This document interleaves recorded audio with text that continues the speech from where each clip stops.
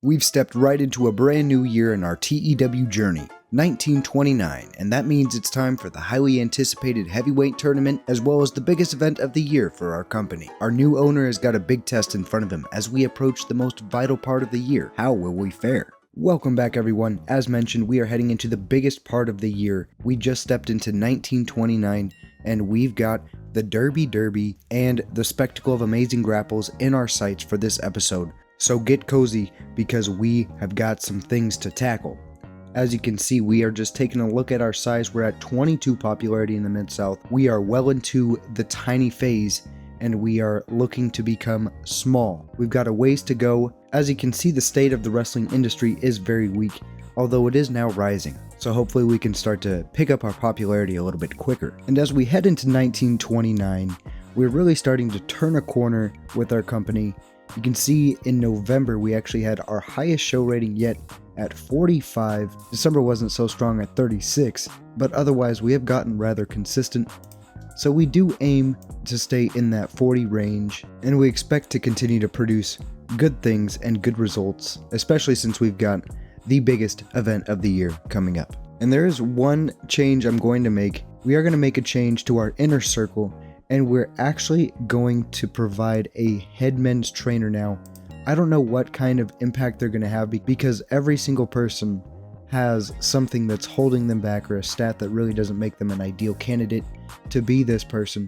However, I feel that Woodrow Gunter has got the best basics and fundamentals, and he might be able to provide some kind of positive impact. Now he's got a free spirit personality, which perhaps is not the best for this role apparently. And his experience is not high enough to suffice or satisfy this requirement without giving us some kind of warning, but we're going to still add him as a head men's trainer and see what comes about and see if we can expedite the development of any of our young wrestlers. But we continue on as we prepare for the Amazing Grappling Spectacle 47. No one got the night off. We're staying in Oklahoma City, and another layer of our challenge that I didn't go over in the last episode is with our new owner. Considering he has no background in the wrestling industry, you see here he generates zero creative energy. He's got no booking skills whatsoever. So that is another added layer to the money bags being provided for our company to keep us afloat and keep us in business. And of course we've got some locker room incidents. Randy Edson turning up very late.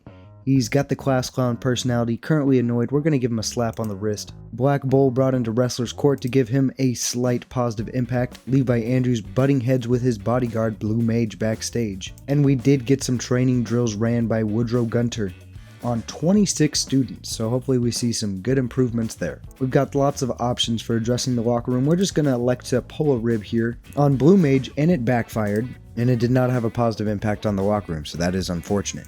But with that being said, it is go time, and we've got a big tournament, a big derby coming your way this year. And a quick rundown of what this tournament has got in store. Sebastian Morales is back from Viva La Lucha to take on Diego Bergen in our quarterfinal round. We've also got Woodrow Gunter taking on Benson Sandy, the man who is trying to revitalize his career after the Wellingtons have seen something in his recent performances. And then the former champion, the two-time Derby winner, Bronson Fraley, going up against Chuck Wellington. Now Chuck Wellington may not be the best and most talented competitor, but he does have the powers that be backing him and behind him. And then in the first round, Neil Allman thought he got away from Friedrich Herzog. However, he's going to turn right around and defend against Friedrich Herzog once more. And the big man has been itching to get that rematch, to get one more chance at the heavyweight championship. So a big derby is in store. We're going to get through the whole first round in this event. But first we got some pre-show matches.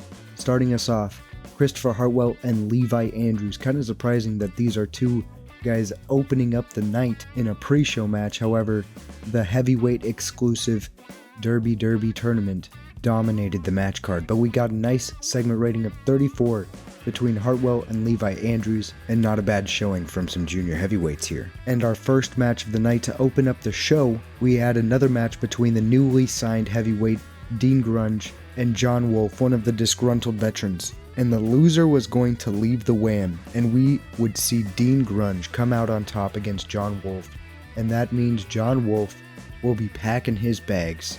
Sayonara Sir and Dean Grunge will solidify his spot here on the WAM, and that makes it 2-0 as far as the new guys taking on the older heavyweights, but Brian Hatcher will still be competing with his contract on the line as well. Segment rating of 31 here. Now our next match, the first match of the Derby, we've got Diego Berrigan, Sebastian Morales. Sebastian Morales is back in the WAM. He really impressed in his performance last year, and he's back for more. And not only does he come back, but he also wins his first match and moves on into the next round. Diego Berrigan had an in-ring performance of 29, while Sebastian Morales had an in-ring performance of 47. Now I think the main reason we see Diego Berrigan down at 29 is this match was revolved around high spots. Diego Berrigan is about a 50-ish or so in the aerial category. However, Sebastian Morales is a 70, and with our new product style, we do have to satisfy a few match aims, although they are not specified. So a good match to start off the Derby, and we got Diego Berrigan falling to Sebastian Morales as Sebastian Morales will move on. Up next, we've got a segment between Albie Dewberry and Joel Cartwright, mediated by Riker Zucker. Joel Cartwright would express respect for Albie Dewberry, but claim his title shot without any shenanigans is long overdue. Albie Dewberry would return the respect, but wouldn't back down either. Dewberry claimed that Joel Cartwright has knocked down every challenger in front of him, except the champion. The two shared an intense face-off as Riker Zucker announced their title match that, while exciting, will have to wait as it will take place at the Spectacle of Amazing Grapples in just 2 months' time. Segment rating of 33 here as we approach a monumental title match between these two junior heavyweights. And there's still time for stuff to happen before this title match actually goes down, so we'll just have to keep an eye on that. Moving on into the next match, we see Bronson Fraley taking care of business over Chuck Wellington. Chuck Wellington, the cocky Wellington brother that he is. He was feeling himself. He came down to the ring almost on his own. He did have Angus Wellington there, as Angus Wellington is his manager. It is super relieving that the Wellington brothers have good chemistry, and I'm thankful for that. But Chuck Wellington, just an in-ring performance of 23, not terrible, but cannot hang with Bronson Fraley, who just dominates this match. And Chuck Wellington got a spot in this tournament off of the merit of his father. However, he did not know what was coming to him, and he was down bad after this match. And you can see Angus and Duke Wellington, accompanied by Black Bull, they all make their way into the ring to aid their brother. After Bronson Fraley's powerful performance, he is seen shouting at Black Bull.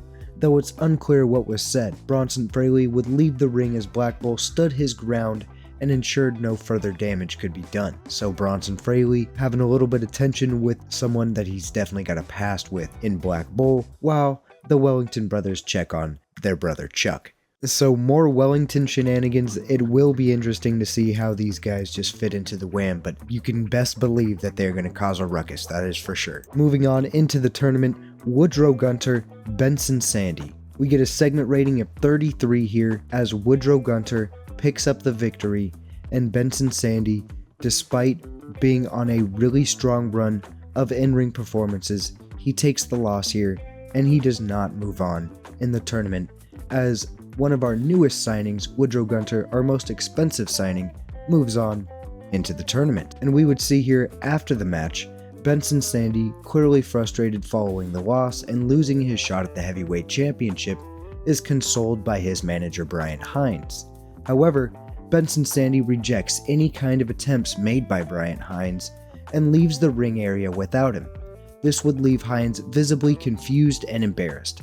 So we got some tension between Benson Sandy and Brian Hines, who have been a long-time pairing here in the WAM. Segment rating of 24, so not the strongest promo, but it is enough to move on. And we are looking at our main event, Neil Allman once again defending the heavyweight championship, defeating Friedrich Herzog. Now remember, anytime the heavyweight champion is competing in a match in the Derby, the heavyweight championship is on the line.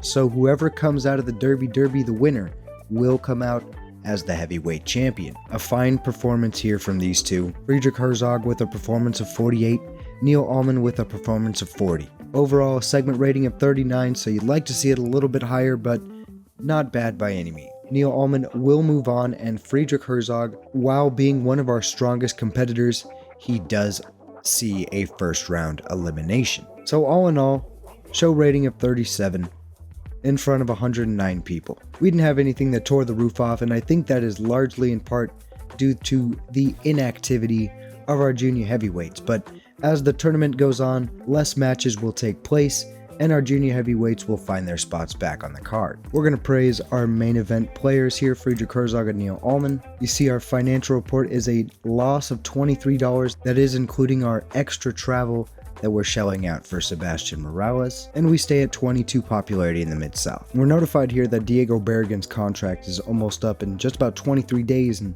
I'm really satisfied with what we've seen from Diego Berrigan, plus he's got that class clown personality, so we're definitely going to extend him. We're going to just give him a solid year, and we don't need to make him exclusive, I don't think, but we will send him that offer. And Berrigan is happy to accept those terms. And a piece of unfortunate news that has come up, Maxwell Ham, one of our Canadian prospects who really had some good stats going for him, he has been signed by SPW, and that means he can no longer work for the WHAM. Even though Frank Norris is no longer around, we will still not be employing any SPW workers, so we're going to have to change his contract. I'm not willing to just release the man because I actually had a lot of faith in this guy, so if he ever does get released, I want him back. And I might even just offer him an exclusive contract later on down the line, so we don't want to burn any bridges. Well, what do you know? We've got Raul Eriksson, a former member of the WHAM, poking his nose around the locker room, and unfortunately, we just don't have room for Raul Eriksson. Now we got Woodrow Gunter running more pre-show training drills. However, I did notice there is a negative effect on a few guys' morales for the poor atmosphere of the pre-show training session. So we may not be running these for too much longer. And we're going to hopefully create a positive relationship as we make a positive medal between Christopher Hartwell and Angus Wellington. We'll see what comes out of this one.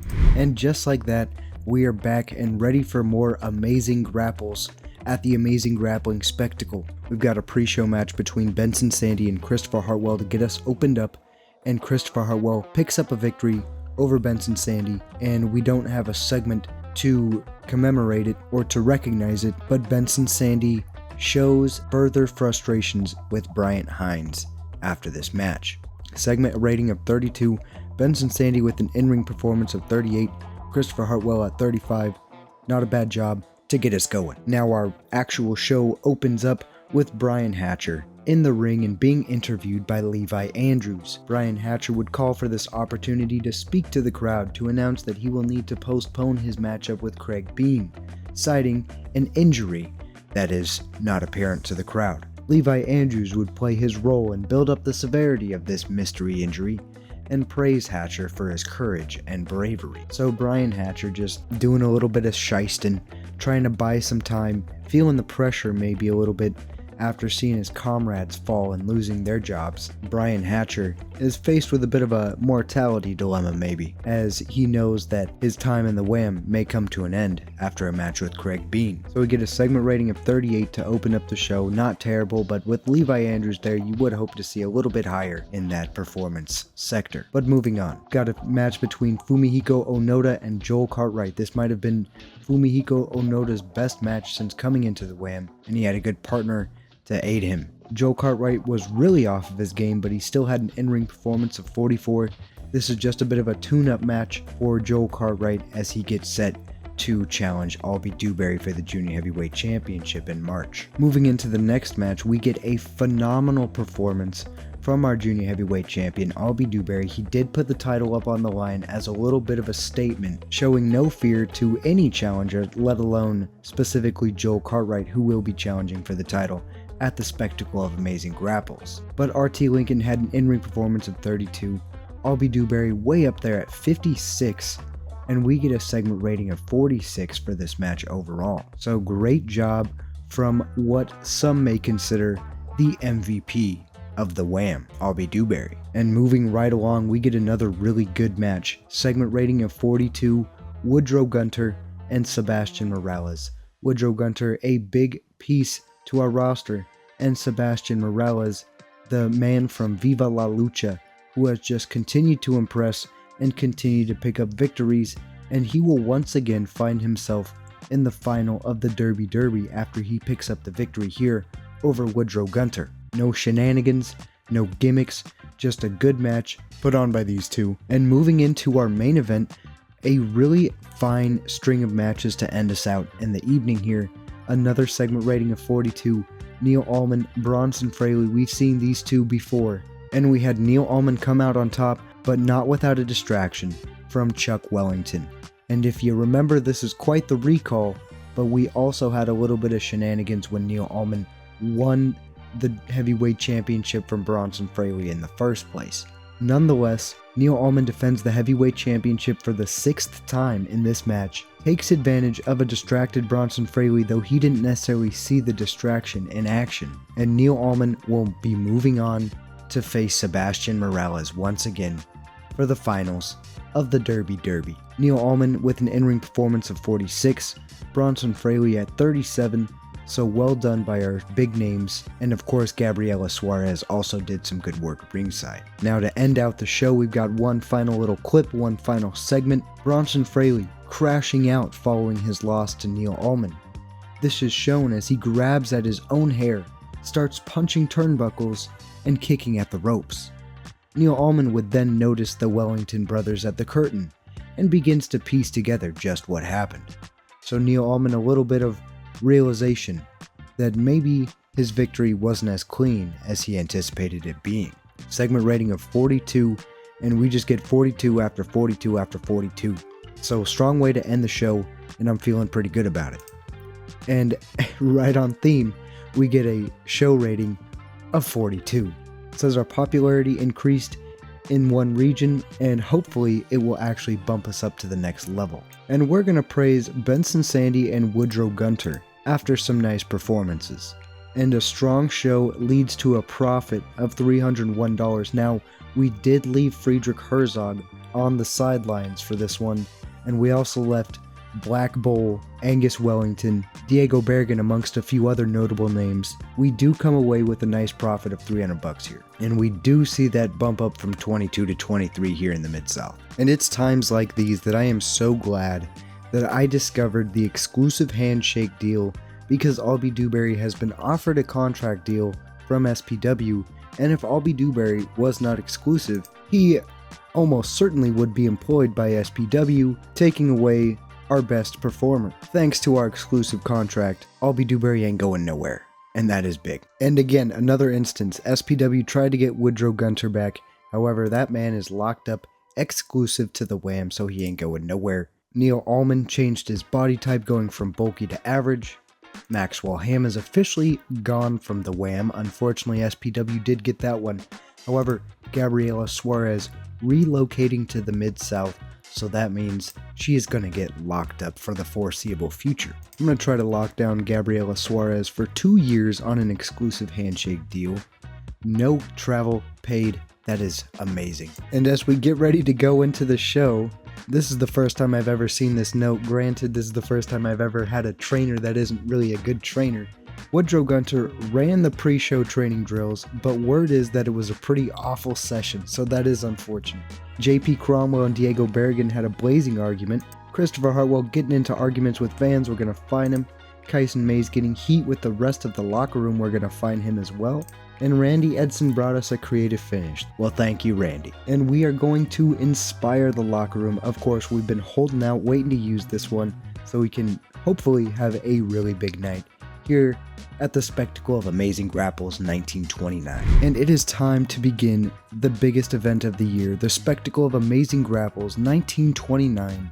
And of course, we've got a pre-show match. We've got to keep some bodies warm. And we actually have a great pre-show match as these boys are fired up. Dean Grunge and Woodrow Gunter taking part in tag team action over Christopher Hartwell and Wayne Blankenship, and the heavyweights pick up the victory after Woodrow Gunter collects the pin on Christopher Hartwell.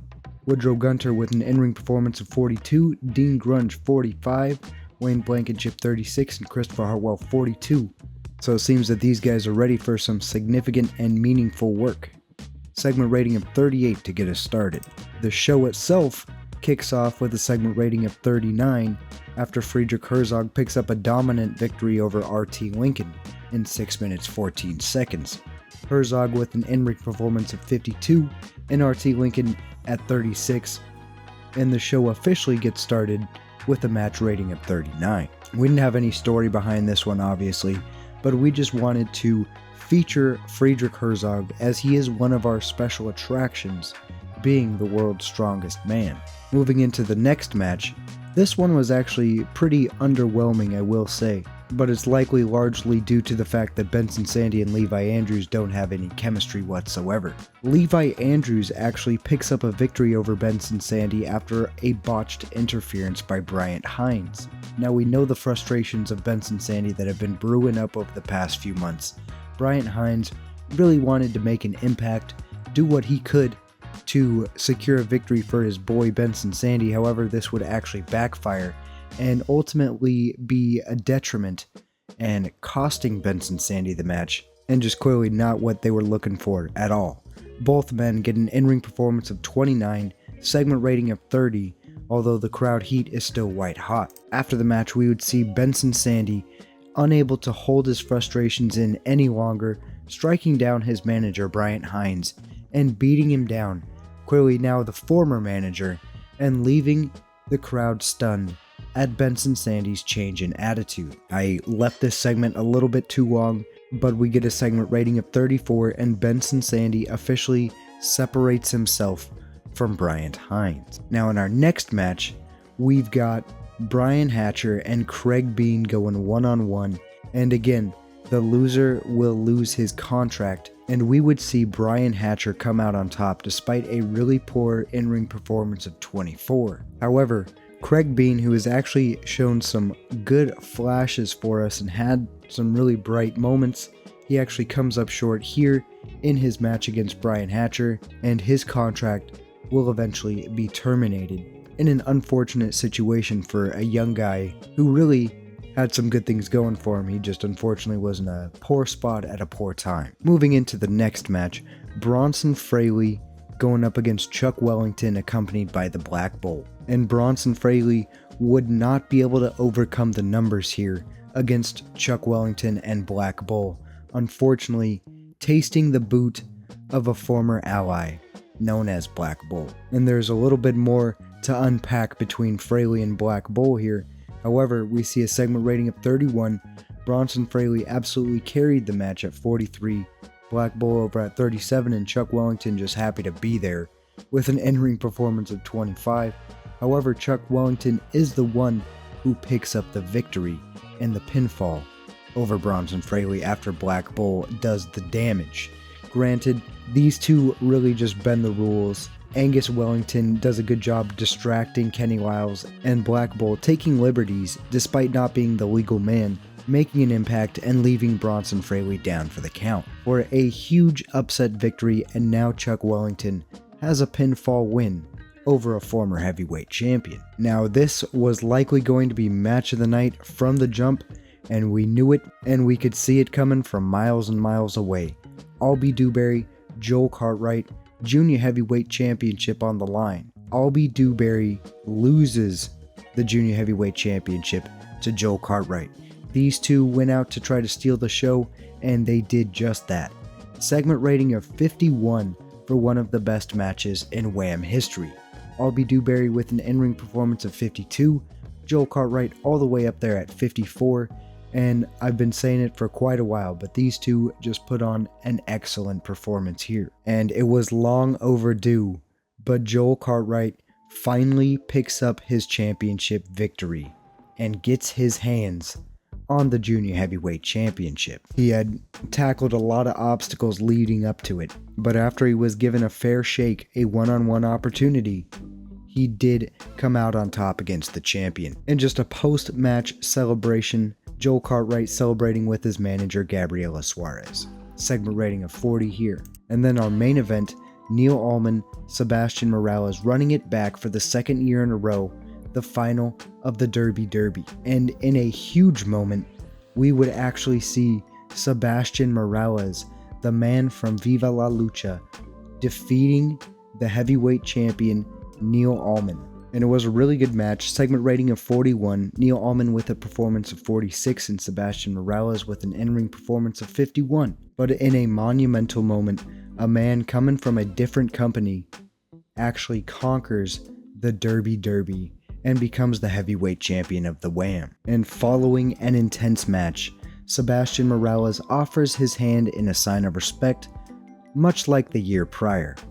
However, Neil Allman is extremely conflicted after losing his championship.